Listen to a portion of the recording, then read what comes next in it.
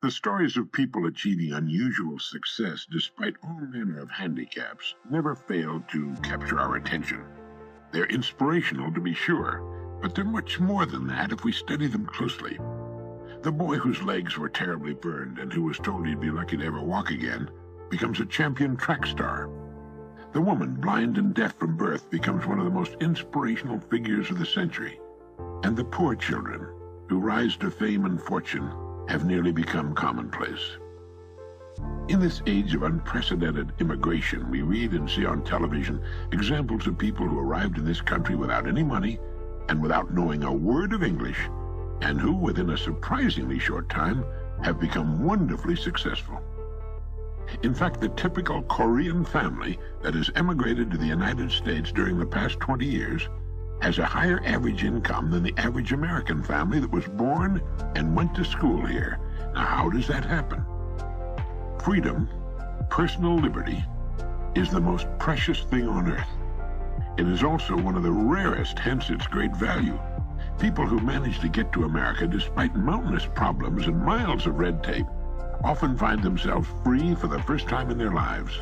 It's a joyous, wonderful experience for them. And in this newfound freedom, they set to work to find a place for themselves. They go to work serving their new country and its people. Time means nothing to them, but being free to pursue their own ends in the richest, freest country on the planet is everything. They all go to work, and they work hard, and their work is excellent, first class, as good as they can do it, and is priced fairly. You don't see them marching, demanding higher pay or shorter hours. All they want is the opportunity, and once that's theirs, they make the most of it. In New York City, a Korean family managed to buy a small convenience grocery store in Midtown Manhattan. The first thing they did was clean it. It sparkled with cleanliness. Then they stocked it with everything they felt the people in their area wanted in the way of things you find in a grocery store. They were open early in the morning. They stayed open late at night. They never failed to smile and give a friendly greeting to their customers.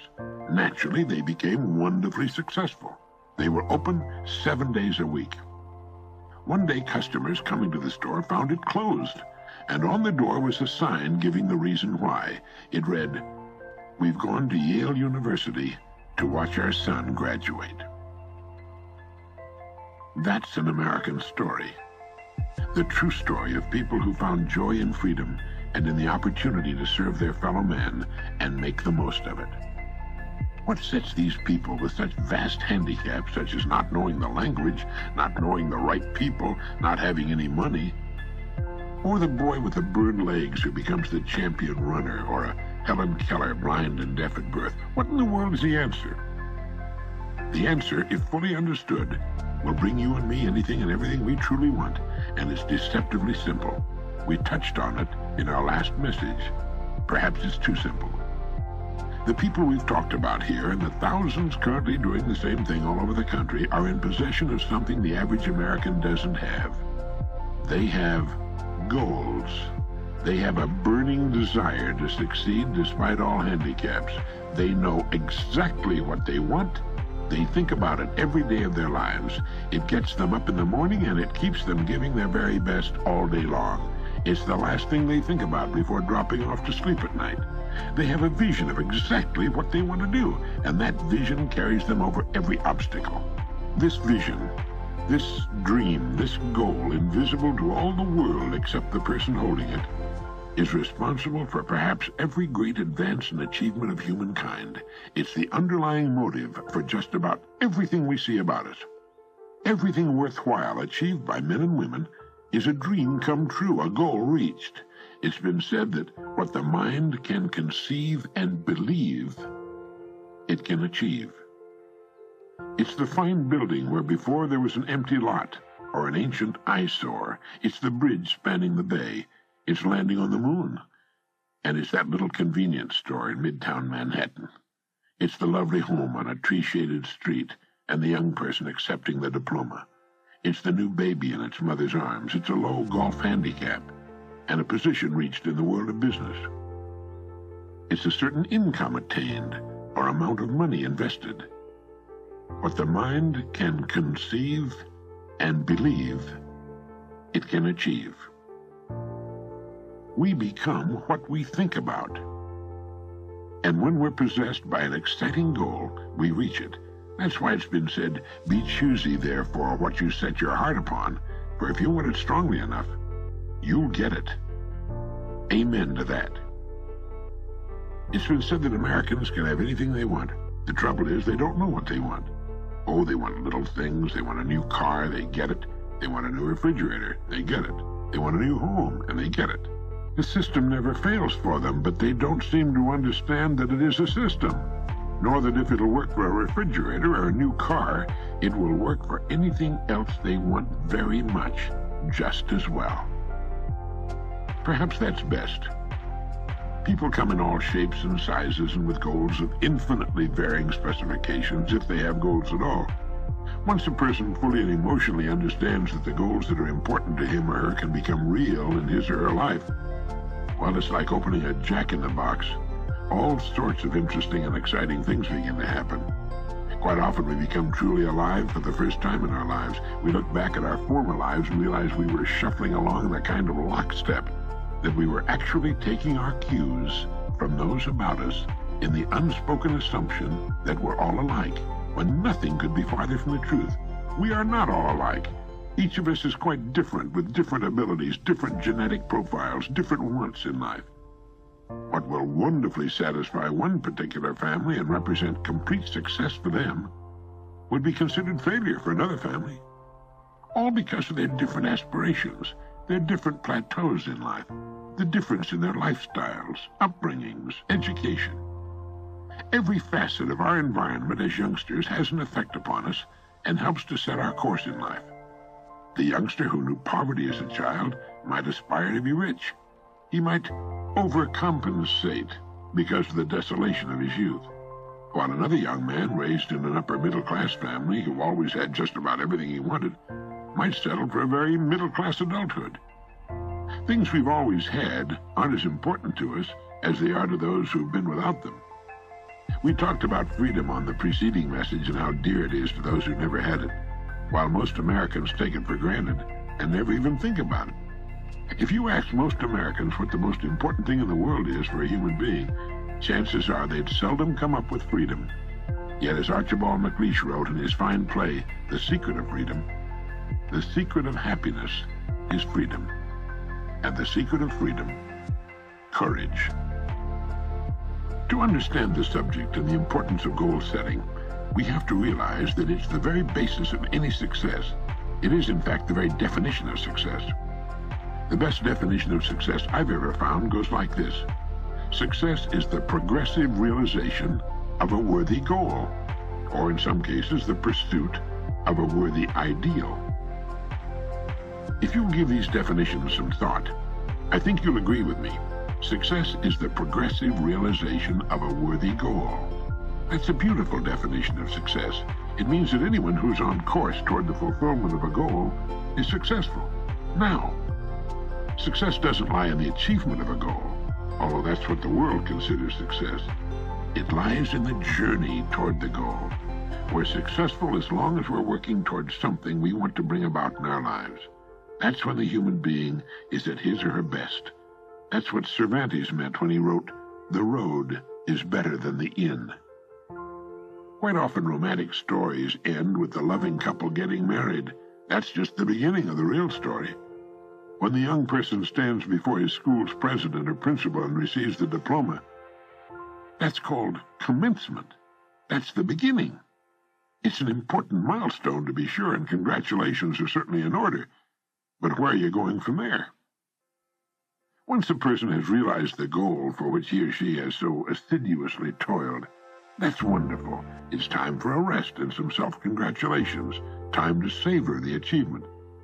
But we're no longer successful by my definition until we set a new higher goal toward which to work.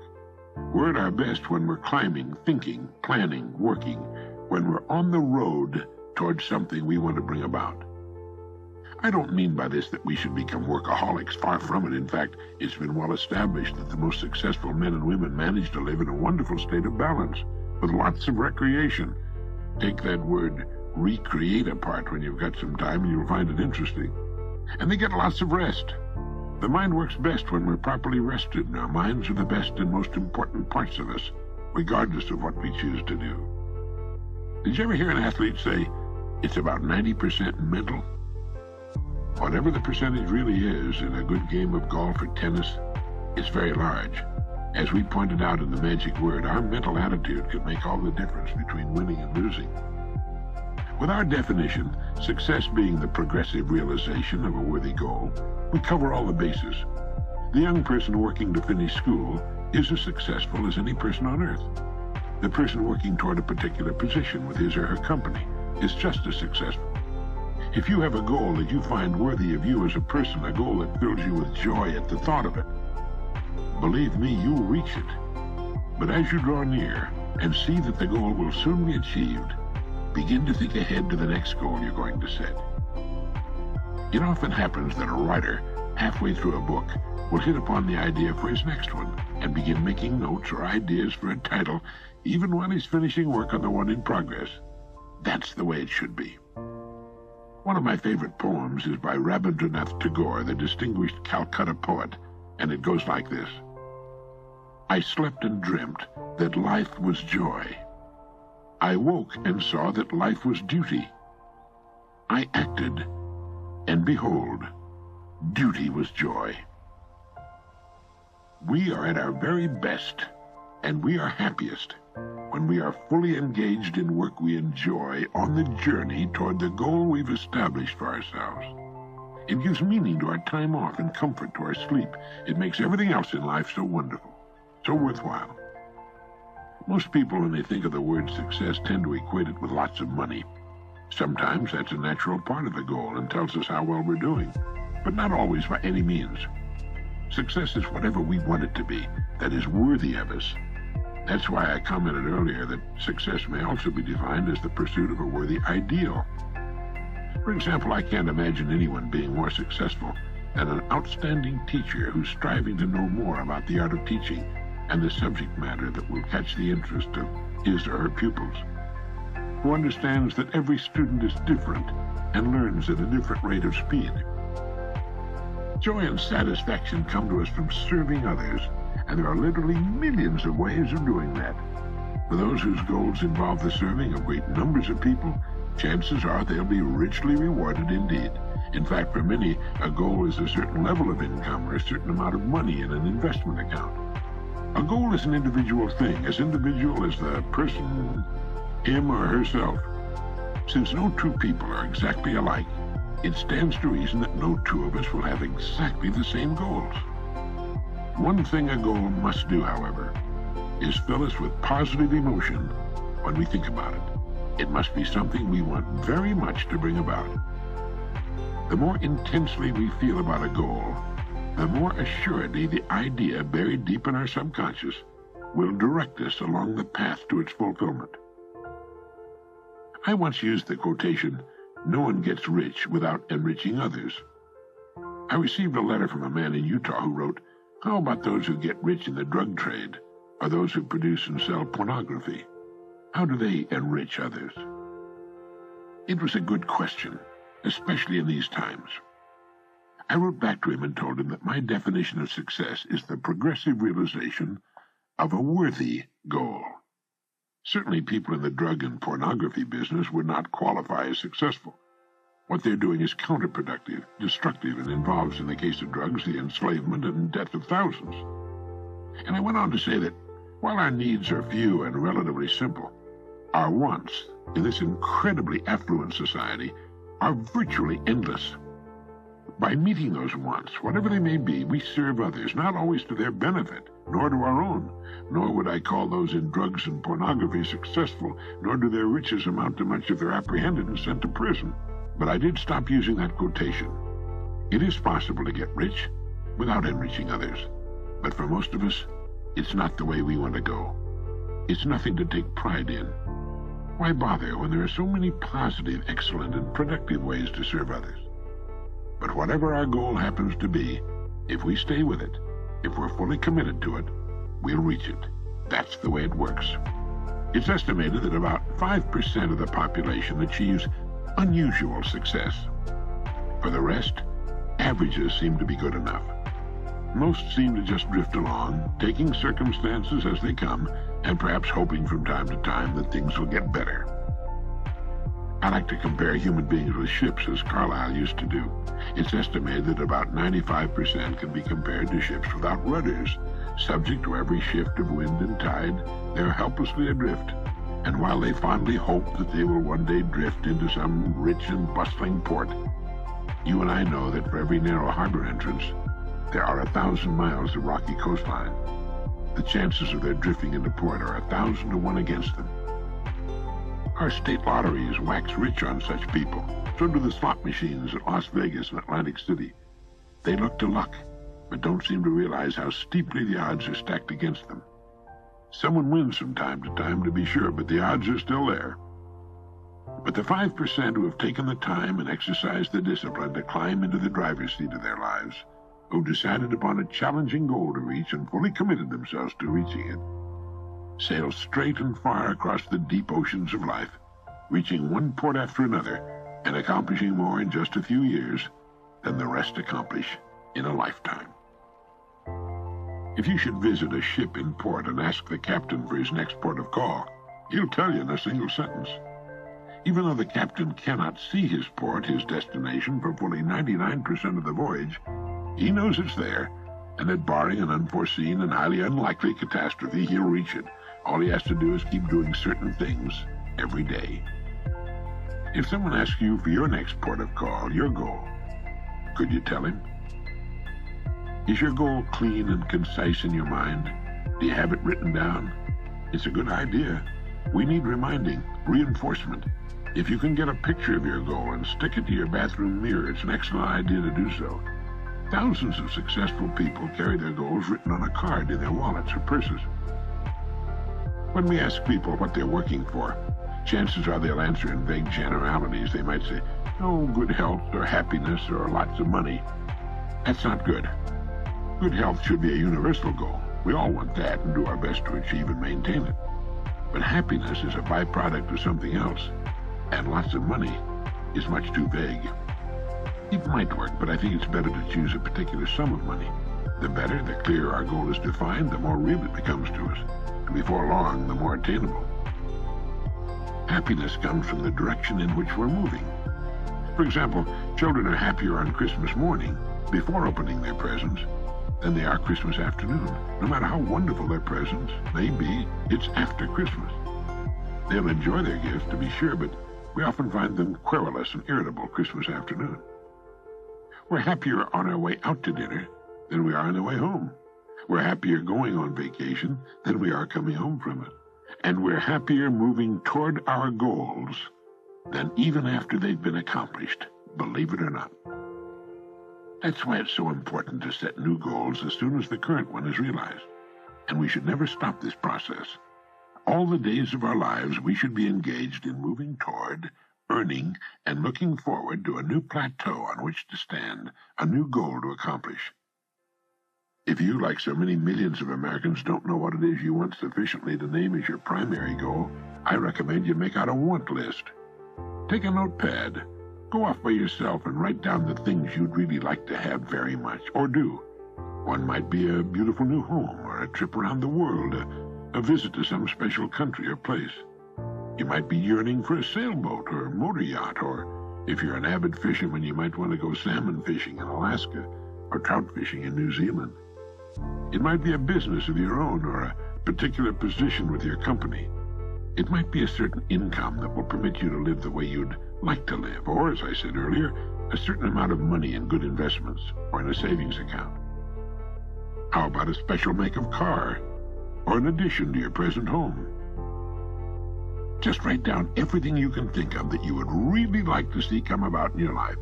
Then when you've exhausted your wants, go over the list again and number the items in the order of their importance.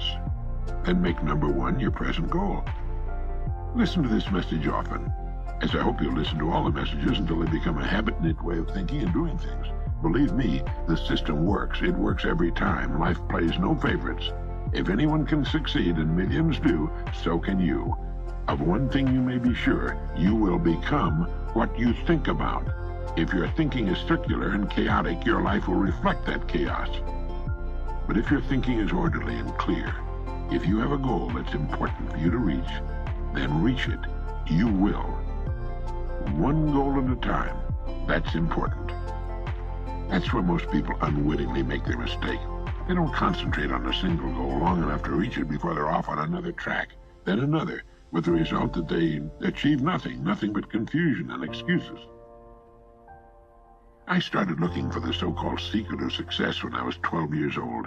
I read every book I could find on the subject. I studied psychology and sociology. I studied the great religions of the world, and I read the world's greatest philosophers.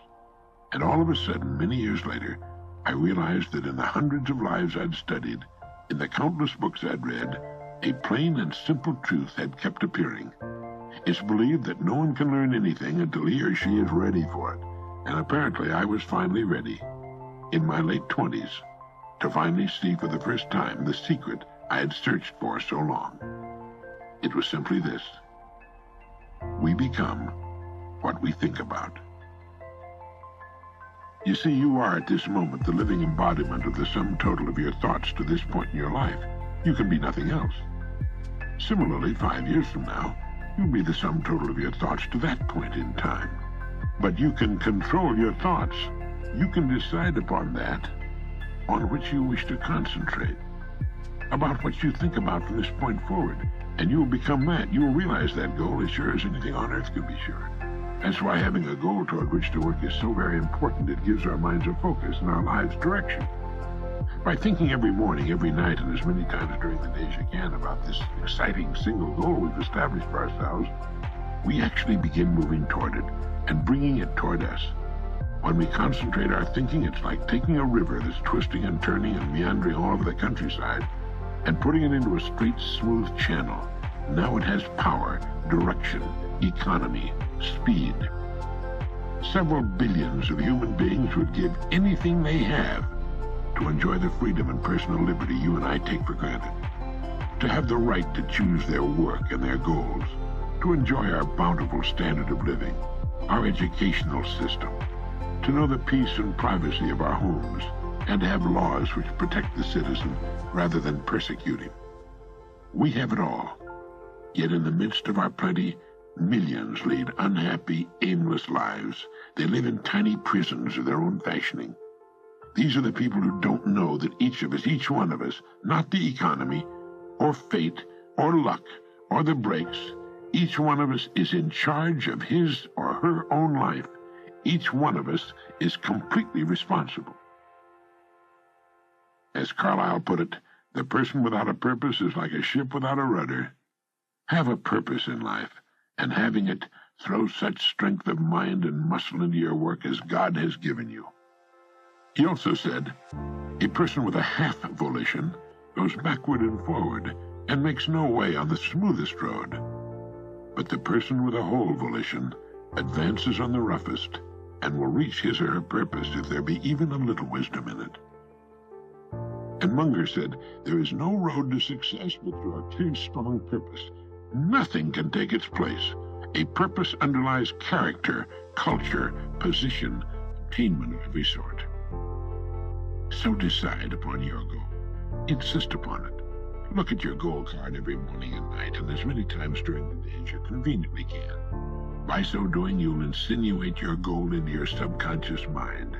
You'll see yourself as having already attained your goal, and do that every day without fail. And it will become a habit before you realize it. A habit that will take you from one success to another all the years of your life. For that is the secret of success, the door to everything you will ever have or be. You are now, and you most certainly will become, what you think about.